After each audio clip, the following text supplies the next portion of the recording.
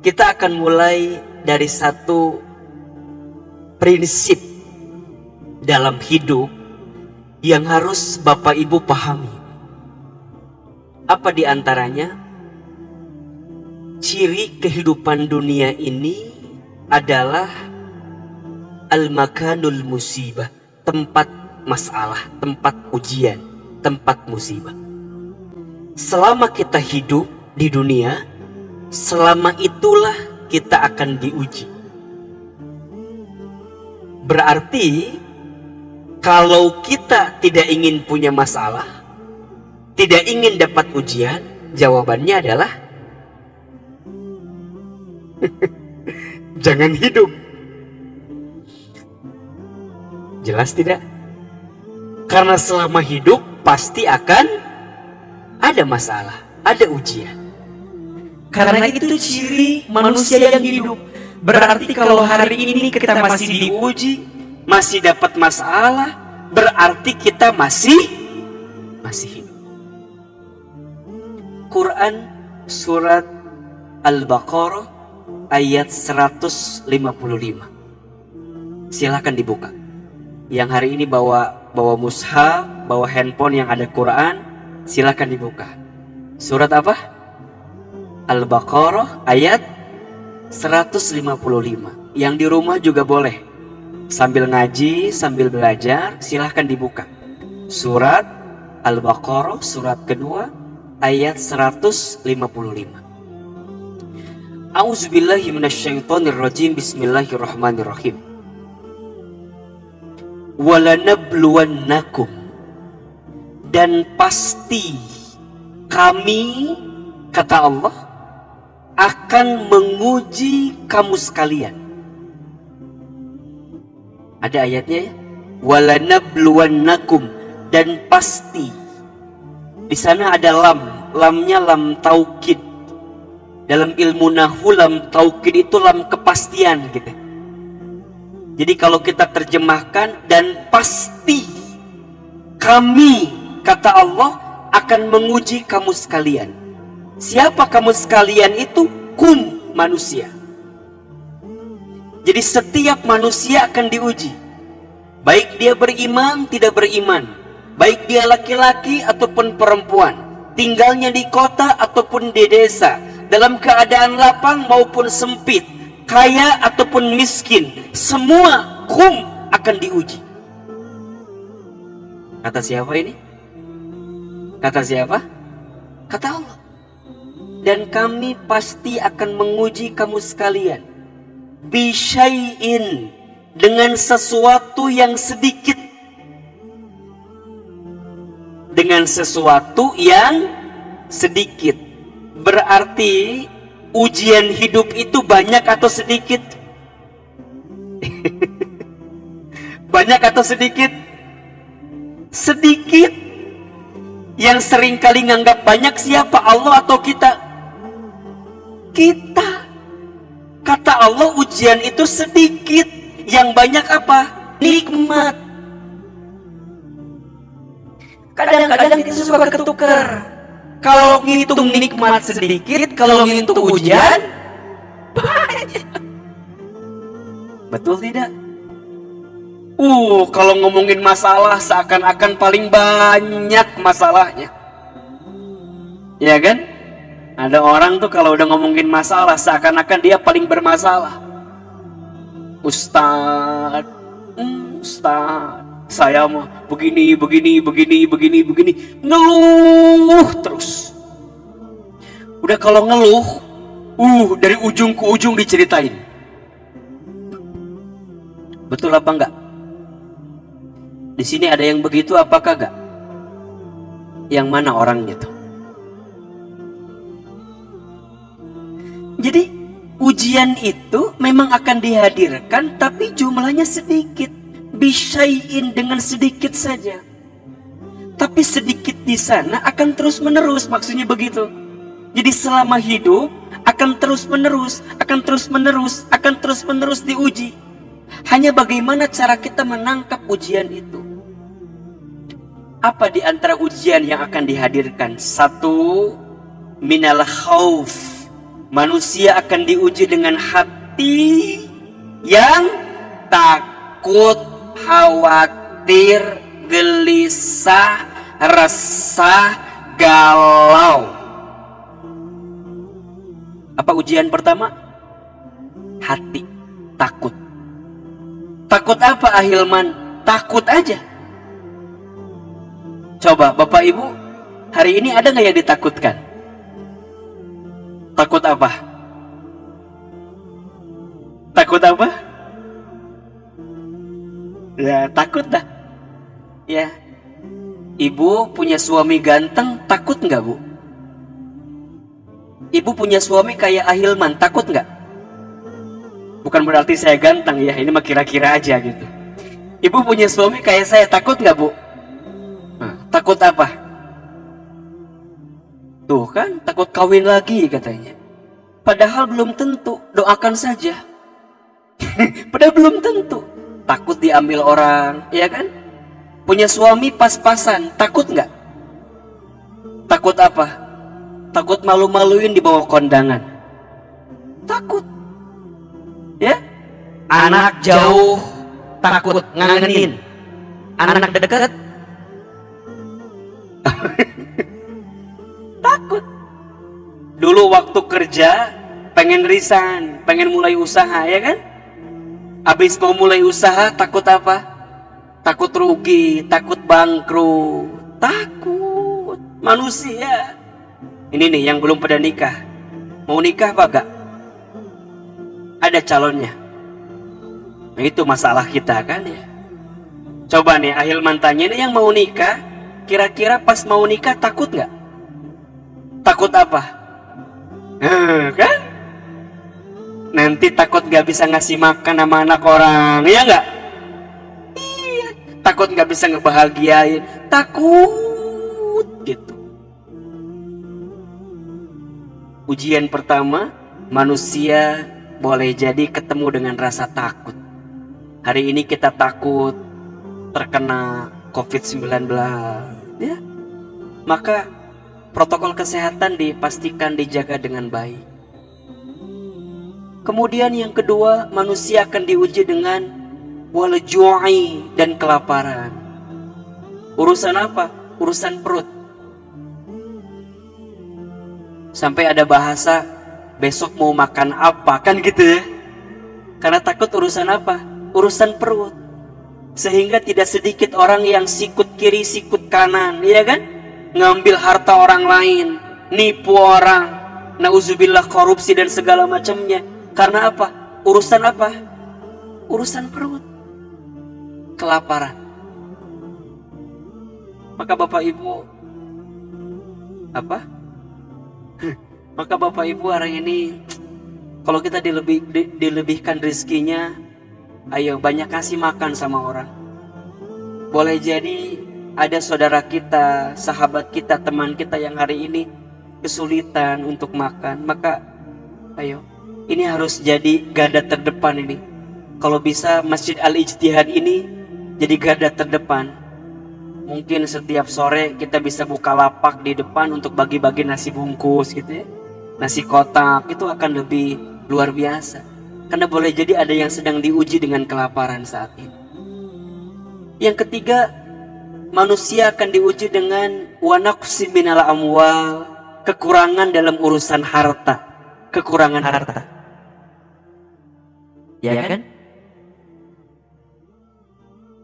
Yang keempat, wal anfus, manusia akan diuji dengan kegoncangan jiwa, jiwanya, tubuhnya, badannya, sakit atau kehilangan orang yang dicintai dalam hidupnya. Boleh jadi dalam beberapa hari-hari ini ada di antara kita yang kehilangan orang-orang yang kita cintai, ya. Wal anfus, manusia akan diuji dengan itu. Wathamarat, dan buah-buahan. Maksudnya apa? Ada harapan yang tak kunjung jadi kenyataan. Kita punya rencana A, B, tapi meleset gara-gara kondisi kita. Atau boleh jadi wathamarat ini maknanya orang diuji dengan sesuatu yang sebaliknya. Jadi ujian itu bukan hanya yang sulit-sulit, bukan hanya yang sedih-sedih, yang bahagia juga ujian. Sehat ujian, sakit ujian, kaya ujian, miskin ujian, punya jabatan ujian, tidak punya jabatan juga ujian. Itu juga ujian. Nah jadi kita nih pasti akan diuji, terutama dengan yang sulit-sulit tadi tuh. Ketakutan, kelaparan, kekurangan harta, kegoncangan jiwa, dan harapan yang tak kunjung jadi kenyataan. Perhatikan ujung ayatnya. Wabasyiris sabirin. Kalau ada di antara kita yang diuji dengan 5 hal yang tadi setidaknya, wabasyiris sabirin, kata Allah, sungguh Allah sedang memberikan kabar gembira kepada siapa? As-sabirin, kepada orang-orang yang sabar. Yang sabar dari apa? Dari musibah yang dia dapatkan di atas. Siapakah orang yang sabar itu? Lanjutkan ayatnya di 156-nya. Alladzina idza asabathum musibah qalu innalillahi wa inna ilaihi rajiun. Orang yang sabar adalah orang yang ketika dia ditimpa musibah, dia hanya mengatakan innalillahi wa inna ilaihi rajiun. Sesungguhnya semua milik Allah dan akan kembali kepada Allah. Perhatikan di sini Bapak Ibu.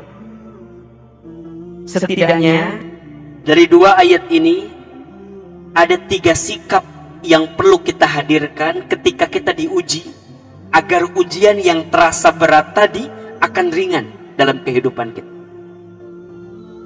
Sikap yang pertama apa? Wabasyir. Kita harus mampu menerima semua ujian yang Allah berikan dengan husnuzon. Apa itu husnuzon?